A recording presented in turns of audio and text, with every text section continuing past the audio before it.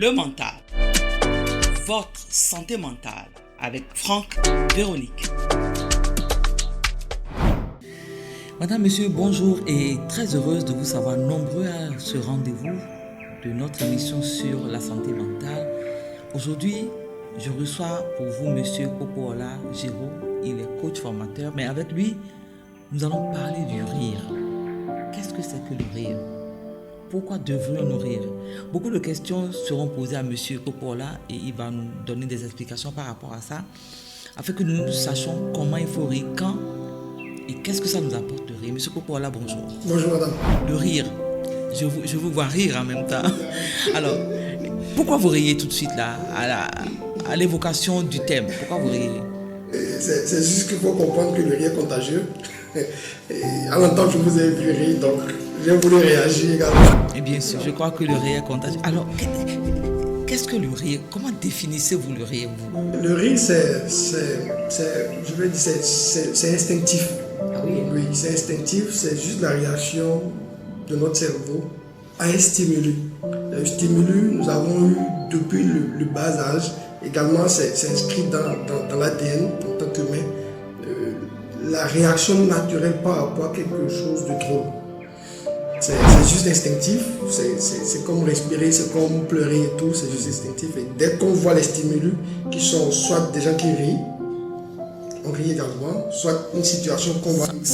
Sans forcément comprendre. Oui, sans forcément comprendre, et après... Il suffit de voir le visage en train de rire. Et on réagit à ça. Et vous allez voir, si vous observez déjà des bébés, quand ils viennent de naître, et qui sont dans le berceau. Tout innocent.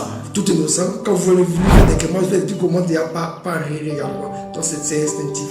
C'est instinctif, c'est juste un réflexe auto-conditionné qu'on ne maîtrise pas forcément, qu'on peut apprendre à maîtriser, mais qu'on ne maîtrise pas forcément, et qui réagit simplement à un stimulus.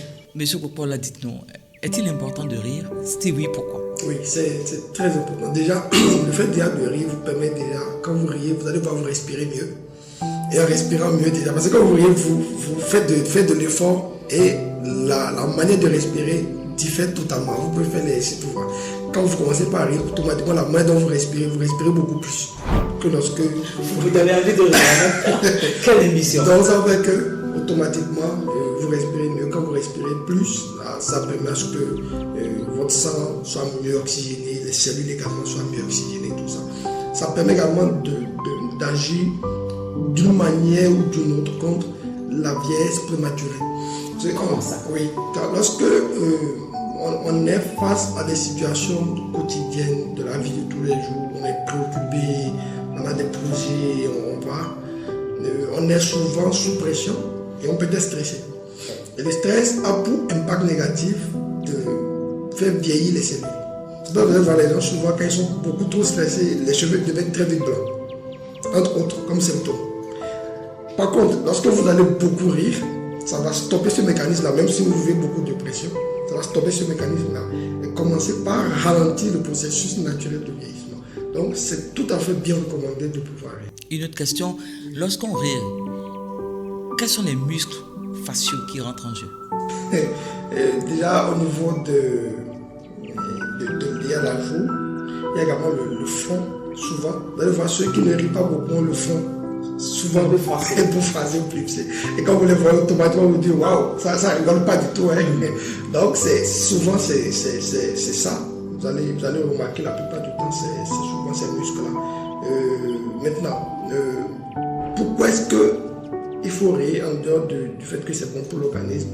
Ça permet aussi de pouvoir se relaxer, ça permet de pouvoir mieux dormir. Si vous avez souvent des défis d'insomnie, rire beaucoup avant de dormir, ça aide également à pouvoir dormir. Il faut créer les conditions pour rire, exprès. Monsieur Popoola, c'est quand même pas facile de rire seul. Non, vous ne riez pas seul. Aujourd'hui, on a l'opportunité d'avoir à portée de main presque tout le monde a un téléphone.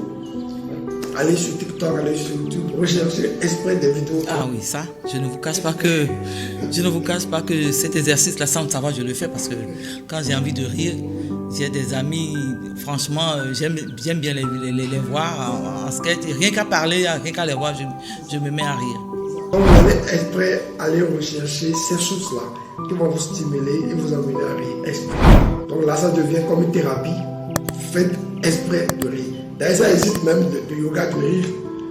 Ah oui? Et vous apprenez à rire. Et pendant 1 heure, 2 heures, vous faites que rire. Comment ça? Vous riez exprès, vous riez, vous ricanez exprès, vous provoquez ça de manière artificielle et vous faites ça pendant 1 heure, 2 heures. Même s'il n'y a pas de sujet? Non, il n'y a pas de sujet, vous créez ça de manière artificielle. Il n'y a pas un sujet, il n'y a pas de motif de rire. Ça se fait où? Dans sa chambre, dans sa douche? Maintenant, quand on pratique le yoga de rire, ça se fait collectivement avec d'autres personnes qui pratiquent également les mêmes exercices. On peut le faire tout seul, dans sa chambre à coucher, à la douche. Le partenaire va s'inquiéter. Vous lui expliquez au préalable que vous êtes en train de faire juste des exercices pratiques afin de pouvoir atteindre tel objectif. Il va ou elle va mieux comprendre. Il va comprendre et puis il va se mettre à rire aussi. Naturellement. Alors, M. Popola, est-ce qu'il existe des gens qui ne rient pas du tout? Comme je le disais en même temps, l'être humain n'était pas programmé pour rire. Et avec l'évolution de l'espèce, c'est rentré dans les habitudes. Ce qui fait que génétiquement, tout le monde est programmé pour rire. Il peut y en avoir qui ne rigolent pas souvent parce que peut-être qu'ils associent ça à quelque chose de négatif. Peut-être qu'ils ont vécu quelque chose, peut-être qu'ils ont eu un impact émotionnel très dur. Ou bien ils sont autoritaires, ils ne peuvent pas rire avec leurs épouses, ils ne peuvent pas rire avec leurs enfants, ils n'ont même pas d'amis. Même quelqu'un d'autoritaire a des congénères avec lesquels ils se sentent égal, avec lesquels ils d'acquérir souvent entre eux. C'est ça. Avec les collaborateurs, avec les épouses. C'est ça. Donc ça arrive, ça peut être arraché certaines personnes. Mais si c'est vraiment, si ça n'arrive jamais, alors là, c'est ce qu'il faut faire un diagnostic. Il faut aller voir un psychologue ou un psychiatre pour comprendre qu'est-ce qui ne va pas. Sinon, si c'est le rire rare, c'est normal. Il peut y en avoir qui, de par leur personnalité, peut-être des choses qu'ils ont vécues dans le passé ont été impactées négativement. Et ça fait que la joie de vivre en griffe n'est plus spontanée. Et ils réservent vraiment le rire à des moments très rares. Et il y en a aussi peut-être qui sont pudiques. C'est-à-dire qu'ils ne veulent pas rire en public. Vous ne voyez jamais rire en public, mais peut-être qu'ils le font exprès à la maison, tout seul. Et peut-être pour eux, c'est un aveu de faiblesse de rire devant tout le monde. Il y en a qui, de par leur personnalité, interprètent ça de cette manière-là. Ça peut arriver. Mais elle dit que de manière globale, la personne ne rit pas d'une manière ou d'une autre. Si c'est comme ça, alors il faut aller se faire diagnostiquer. Alors, vous venez de dire qu'il est bon de rire un peu avant de se coucher. Est-ce qu'il est bon de rire le matin? C'est recommandé également afin de pouvoir commencer sa journée, démarrer sa journée, surtout quand on occupe des fonctions où on doit pouvoir être sympathique, on doit pouvoir être jovial, on doit pouvoir donner de la joie aux autres. C'est la question. Oui, il faut le matin quand on se réveille, commencer par des exercices de rire, mais mieux pour soi-même également, de temps à autre. C'est important, même si ce n'est pas tous les matins qu'on le fait, parce que ce n'est pas le poste qui l'exige. Mais pour son bien-être, même si on n'a pas fait le matin, il faut rattraper au cours de la journée, ou 2 ou 3 fois par semaine, 4 fois par semaine.